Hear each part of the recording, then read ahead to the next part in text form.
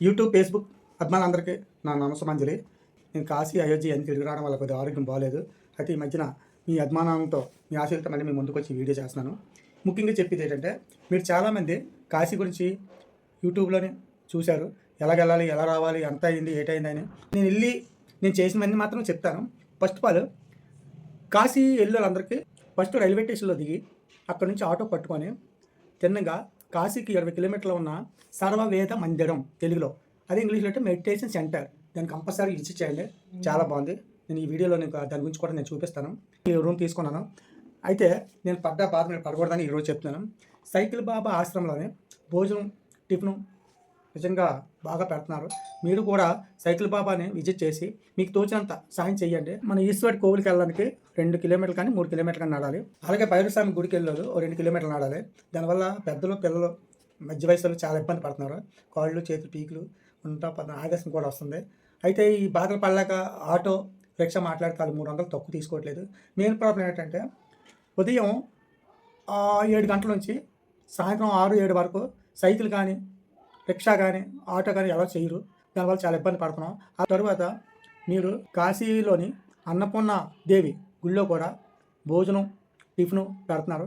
ఉదయం 6 గంటల నుంచి రాత్రి 9 గంటల వరకు. దీనివల్ల మీరు ఇబ్బంది పడాల్సిన పని లేదు. అన్నపూర్ణ గుడి దగ్గరలో మీరు రూమ్ తీసుకుంటే మీకు అన్ని విధాలా చాలా హ్యాపీగా ఉంటారు.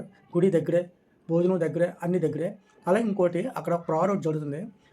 మనం గుళ్ళోకి వెళ్ళే ముందు ఎదురుకుంట షాపులు మీ సామాన్లు మా లాకర్లో పెట్టండి, మీ జోళ్ళు మా లాకర్లో పెట్టండి, మేము డబ్బులు తీసుకోమంటారు. మనం ఏదో పొంగిపోయి సరేనని పెట్టేస్తే వాళ్ళు ఓ బుట్ట ఇస్తున్నారు. ఆ బుట్టలో కొన్ని పువ్వులు, కొద్ది పాలు, ప్రసాదం ఇచ్చి దర్శనానికి వెళ్ళండి అంటారు. ఆ బుట్ట సాజి 500 వసూలు చేస్తున్నారు. అది చాలా బాధ అనిపించింది. ఎందుకంటే ఈ సామాన్ల గురించి అప్పుడు తీసుకోవాల్సి వస్తుంది. అలా కాకుండా మీరు అన్నపూర్ణ గుడి దగ్గరలో రూమ్ తీసుకుంటే సామాన్లు మీ రూమ్లో పెట్టుకుని హ్యాపీగా వెళ్ళొచ్చు. లేదంటే క్లోక్ రూము గుళ్ళోనే ఉంది, బయటకు వెళ్ళక్కర్లేదు. డబ్బులు కూడా ఛార్జ్ చేయరు. హ్యాపీగా ఇచ్చేసి మనం గుళ్ళోకి వెళ్ళొచ్చు. అలాగే ఈ పువ్వులు, పాలు, ప్రసాదం బుట్టతో కావాలనుకున్న వాళ్ళకి 10 రూపాయలు తీసుకుంటారు. అంతకన్నా ఎక్కువ తీసుకోరు. అవి తీసుకొని మనం వెళ్ళవచ్చు. ఇది చాలా జాగ్రత్తగా ఆలోచించి నిర్ణయం తీసుకోండి. పూర్వం నేను కాశీ వెళ్ళినప్పుడు శివలింగానికి తల అద్దుకొని దండం పెట్టుకొని హ్యాపీగా వెళ్ళేవాళ్ళమే. కానీ కాశీ కూడా పాడైపోయింది. ఇప్పుడు నేను ఆల్రెడీ 4సారి వెళ్ళాను. బయట నుంచే దండం పెట్టుకున్నట్టు చేస్తున్నారు, లోనికి వెళ్ళట్లేదు. 300 ఇచ్చిన వాళ్ళకి స్పర్శ దర్శనం అని అంటున్నారు, కానీ వాళ్ళు ఇష్టం వచ్చినట్టు ప్రవర్తిస్తున్నారు. సాయంత్రం 4 గంటల నుండి 5 గంటల స్పర్శ దర్శనం అంటున్నారు, కానీ వాళ్ళకి కూడా అది అవకాశం ఇవ్వట్లేదు. అది చాలా ఘోరంగా ఉంది.